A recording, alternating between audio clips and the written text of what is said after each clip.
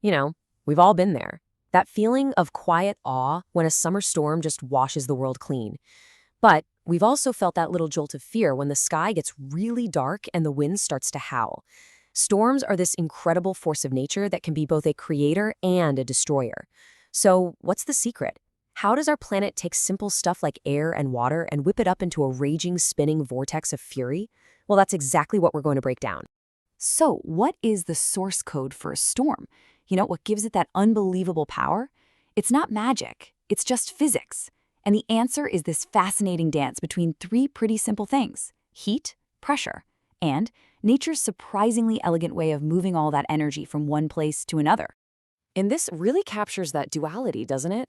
On one hand, you've got the very thing that allows life to thrive on our planet, that gentle, life-giving rain. But on the other side, you have nature's raw, untamed power, the kind of fury that can literally tear our world apart. Understanding how you get from one to the other, well, that's the key to understanding storms themselves. So, to get a handle on that destructive power, we've got to start with the basic recipe. Because every single storm, from a right little sprinkle to a monster hurricane, it all begins with the same ingredients: air in motion and an atmosphere that's just out of balance. Okay, let's get a little technical for a second. What is a storm, really? The best way to think about it is like an argument happening in the atmosphere. You've got warm, moist air, which is light and wants to rise up, and then you have cool, dry air, which is heavy and wants to sink. When these two air masses slam into each other, they create this zone of low pressure. And that low pressure spot, that's the engine. It's the very heart of every storm on Earth. Now, this brings up a really important question. When you have all this energy, this warm air that needs to go up and cool air that needs to go down, how does nature handle that exchange in the most efficient way it possibly can? The answer, it turns out, is a vortex. And we can actually see this with just a simple bottle of water. If you just flip it upside down, it drains in that clumsy, gurgling way. Glug, glug, glug. That's literally the sound of water and air fighting for the same space. It's a very inefficient way to move things. It's like a traffic jam at the exit. But watch what happens when you give that bottle just a little swirl. A vortex forms, and suddenly you have a perfectly organized system. The water spirals down the outside, and the air flows right up through that empty core. It's like an express lane for exchange, and the bottle drains in a fraction of the time. And this is the absolute key. A vortex is nature's perfect solution for moving stuff. Whether it's water in a bottle or massive amounts of heat and energy in the atmosphere, way faster and way more efficiently. This one principle is the secret to understanding the structure of our planet's most powerful storms. So with that vortex principle in mind, let's start building a storm from the ground up. We're going to begin at level 1, the humble but still very powerful thunderstorm.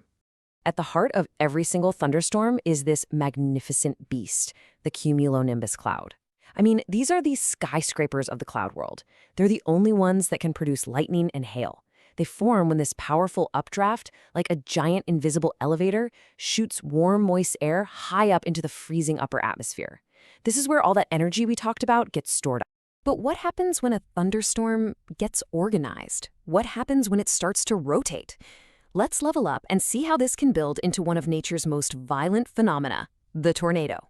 See, to get a tornado, you can't have just any old thunderstorm. You need the upgraded, heavyweight champion version, a supercell. And what makes it super is that the entire storm cloud itself is rotating. This huge spinning updraft is the powerhouse that can actually give birth to a tornado. So how does a storm even start spinning like that? Well, you need 3 key ingredients. First, you need unstable air, that classic setup of warm, moist air stuck underneath a lid of cool, dry air. Second, and this is the secret sauce, you need something called wind shear. Just imagine winds near the ground blowing one way and winds higher up blowing another. This creates a horizontal rolling motion in the air, kind of like a giant invisible log. Now, when the powerful updraft from the thunderstorm hits that rolling log, it tilts it right up into the sky, creating a vertical spinning column, and that's your rotation. And third, you just need tons and tons of moisture to act as the fuel for this entire engine. Okay, a quick but really important distinction here. You might see a rotating column of air drop down from one of these supercells. That's called a funnel cloud. It only officially becomes a tornado at the exact moment it makes contact with the ground. Until then, it's just a potential threat hanging in the sky. And just to give you a sense of the scale we're talking about, The largest tornado ever recorded was back in 2013 in El Reno, Oklahoma. At its widest point, it was 2.5 miles across. Now, that's not the path of destruction, that's the width of the spinning vortex itself. A wall of wind nearly 3 miles wide. I mean, that's a scale that's just hard to even wrap your head around. All right, so from the intense, localized fury of a tornado, we're now going to scale all the way up to level 3, the vast, sprawling, long-lasting monster we call a hurricane. And how it forms is a totally different ballgame.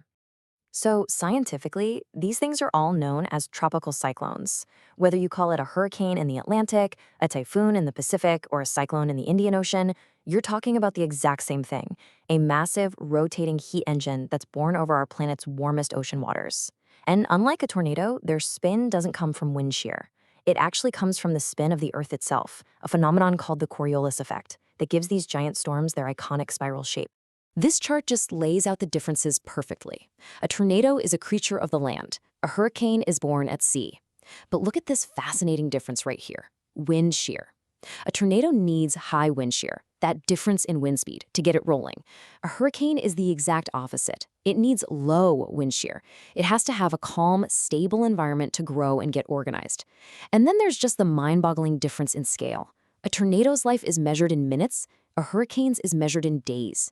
Its size is hundreds of miles across, which is exactly why we can track them for days and get warnings out. Well, a tornado can just pop up almost instantly. And this right here is the key insight. A hurricane isn't just a weather event. It's a planetary heat engine. See, the Earth have a problem. There's too much heat stored in the tropical oceans. A hurricane is its solution. It's a massive, spinning vortex designed for one purpose: to grab that immense heat energy from the ocean surface and vent it high up into the atmosphere, helping to restore balance on a global scale. Okay, we have gone on quite a journey here, all the way from a single cloud to a storm system that can be bigger than a continent. So let's just boil it all down and review the core science one more time. So what are the big takeaways here? First, all storms are just nature's way of trying to balance out temperature and pressure. Second, the vortex shape is the most efficient way to get that job done. Third, storms build in scale and organization, from a basic thunderstorm to a rotating supercell that can make a tornado, all the way up to a massive hurricane. Fourth, different storms need different ingredients. Tornadoes need wind shear, hurricanes need warm oceans. And finally, number 5, on that huge planetary scale, it's the Coriolis effect, the actual spin of the Earth that gives those biggest storms their classic spiraling shape. And that leaves us with one final and really important question to think about. We've just learned that the basic recipe for storms involves heat and moisture, energy in other words, in the atmosphere and oceans. So as our planet continues to warm and we keep pumping more of that energy into the system, how might this fundamental recipe and the storms it creates begin to change? That's a critical question for all of us.